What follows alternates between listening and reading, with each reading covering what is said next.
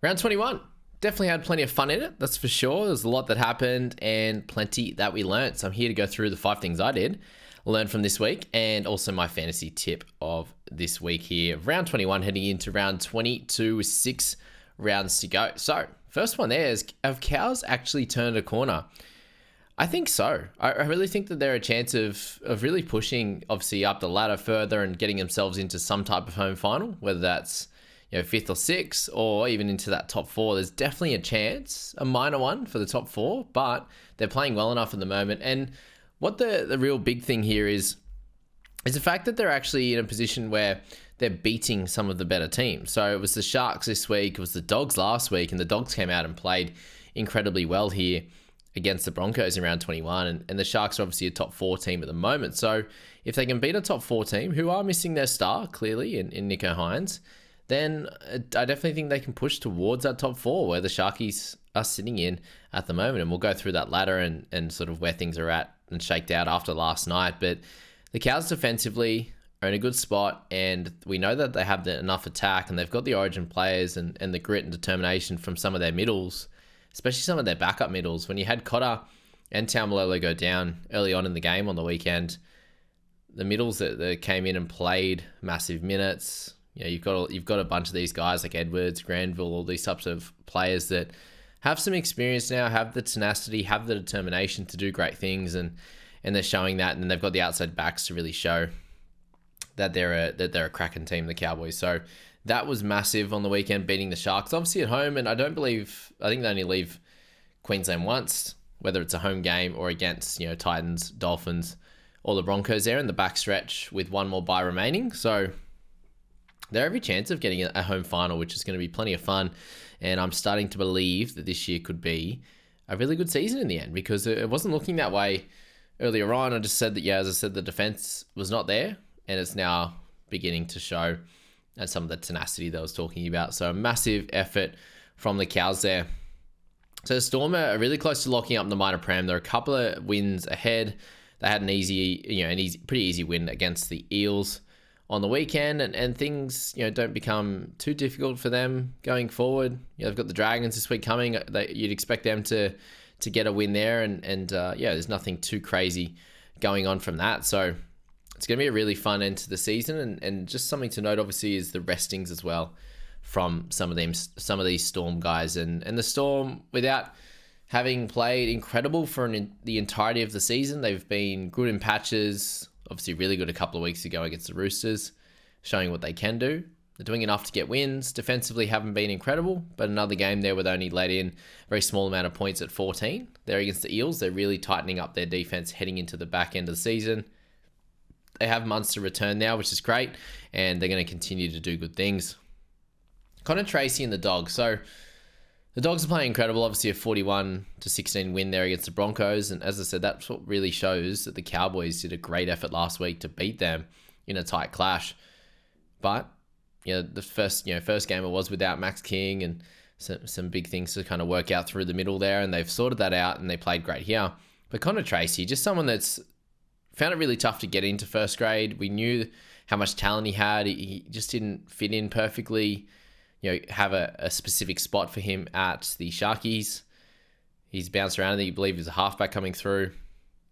Played a lot of centre at Sharks, and now he's moved into this fullback spot, and he's absolutely made it own. He picked up 3 tries and 3 try assists on the weekend for the Dogs, and it was absolutely incredible effort. And it just shows that these guys who have the smarts, we know they have some type of talent there in them, and you put the work ethic, the talent, and the smarts together, and that creates a really, really good footballer. And that's something that the Dogs have needed, is someone to come in at fullback and really help them out. And with Critter, the reason you want him at centre is because defensively he's close to the best in the game at the centre position. And if you move him back to fullback, you get his leadership, you get his talk and all that. But if you can lock up one side defensively, that's really, really helpful. The middles are playing awesomely. And then you've got that other side there with Kickow, with Bronson Sherry, who's come in and done some great work with Matt Burton there. That left-hand side's been really strong as well. So locking up both sides and having that sweeper, having that work ethic type of fullback, there's a lot of similarities to Dylan Edwards in Connor Tracy's game, and it's just great to see him come out and play incredible footy. So congrats to to Connor there. And then obviously the Dogs doing good things. Number 4 there, guys, just a Cleary step above. And why? Why is he so different to the average player? And obviously in this game here was a 46-10 win against the Dragons, but it's him getting involved in every play. You watch him on attack. Next game you watch, just follow where he is. And obviously from a fantasy perspective, it's great because he actually follows the ball every single time. There might be one play if he knows that like Isaiah Yeo or one of their middles is going to take a hit up, he'll catch a little bit of a rest, or he'll stay on the short side just to give them an option if they the defense has to be honest and stay on that short side where he is. But most likely he's just taking a little breather on that one.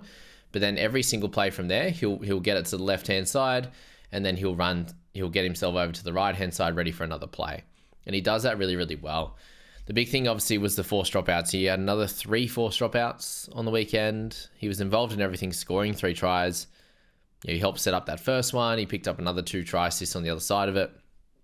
And this is obviously the tries, 3 himself, isn't a regular occurrence, but he's in everything. His goal kicking is exemplary, and his kicking game, I think it was one kick that he popped up into the wind and it ended up not going too far, but he fixed that from there and was able to kick it a couple of meters out from the in-goal line. And on the other side, Ben Hunt is an incredible player himself, and he kicked the ball out in the full 3 times. So for Cleary to do really well on the kicking side of the things as well and pick up 3 forced dropouts as well, just shows where he's at. Second game back from a long-term injury. He was out for close to 10 weeks there and has had a couple of injuries this year. To have that confidence in his body and to direct his team around the park, and then defensively he was much better this game. Just shows that there's not too many players in this game that can regularly put themselves in that position for the forced dropouts, for controlling this game completely with the kicking tee, and then just managing the troops every single play where he needs them to be.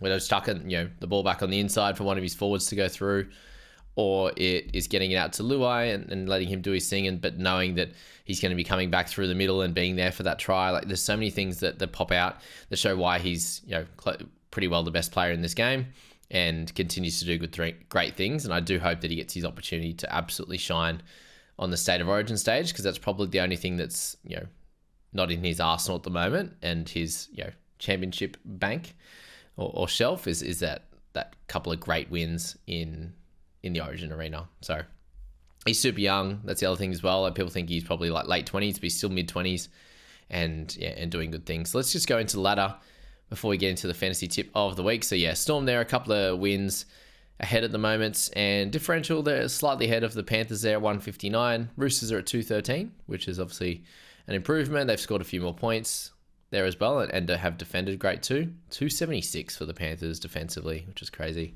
But 2 wins ahead of them. Both them and Panthers both have nicer Dragons and Knights. Shouldn't be too difficult for those 2 clubs, but just shows there that Panthers are next in line. I think they'll be happy enough to come second. Panthers, they'll obviously try and win their games, but they're about winning the premiership, not the minor prem. So it is between Storm and Panthers, and most likely they can both win most of their games, and Storm can drop one and not be a problem. So there you go. That's pretty cool. Roosters and Sharks, 28 apiece. Cowboys and Doggies in there at 26 points. So only 1 win behind, 2 points behind that of the Roosters and the Sharks in 3rd and 4th. And you do have both the Roosters and the Cowboys have 1 bye remaining. So Sharkies being on 11 wins, same as Cowboys, puts them in a vulnerable spot and gives the Dogs and also the Cows an opportunity to get into that top 4. Pre-game there for Roosters up against the Eagles, you're looking at a chance of the Eagles getting themselves up into 27 points and into that top 4, where Sharkies would have been into 3rd and Manly would have been 4th, which is pretty crazy how that one's ended up. Now they sit in 7th with a loss instead of 5th, and in that chance of getting a home final. So things are going to be really, really interesting with those 3 teams, especially the Dogs, Cows, Eagles, along with the Sharks, who are 1 win ahead, and it can very easily come back very quickly, as I said there. Cowboys have got Tigers this week. Dogs have Raiders, which is going to be a really fun matchup, and Sharks have the Bunnies, who, without Latrell Mitchell, I think they're going to struggle a little bit in that game, and that's one where Sharks could probably win. But if they don't, Cowboys will go over the top of the Sharkies very, very quickly. although the points differential is not great for the Cows, given their pretty tough beginning of the season. But in recent history, 3 wins and 1 loss. Same to that with the Dogs, and the Sharkies are on a bit of a slide at the moment there as well. So it just shows if you get on a bit of a run, like Manly, Cowboys, Dogs, Roosters, Panthers, and obviously Storm has, you get yourself pretty quickly up into a good spot because of how tight the league is right now. Dolphins, unfortunately, on the slide, so 1-3 in their last 4, and then down to 24 points, and unfortunately fighting their way to stay in the 8, with Raiders and the Dragons hot on their heels now. And you'd imagine that the Raiders probably in a better position than the Dragons, and it just shows that, yeah, a couple of wins on the trot, and that's what the Raiders have shown. They got the Dogs this week. It's going to be massive for them. With Fogarty returning, has been absolutely incredible. Hudson Young's grown a leg the last couple of weeks as well.